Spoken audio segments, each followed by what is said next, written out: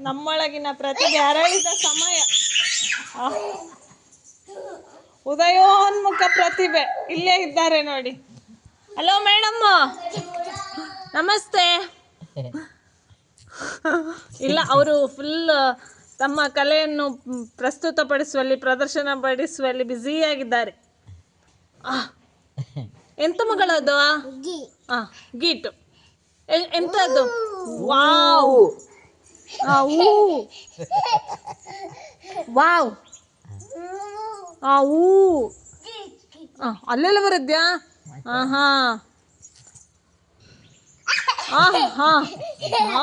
ಹೊಸ ಪ್ರತಿಭೆ ನಮ್ಮ ಮನೆಯ. ಈಗ ಇನ್ನಿಲ್ಲ, ಇಲ್ಲಿ ಅರಳ್ತದೆ.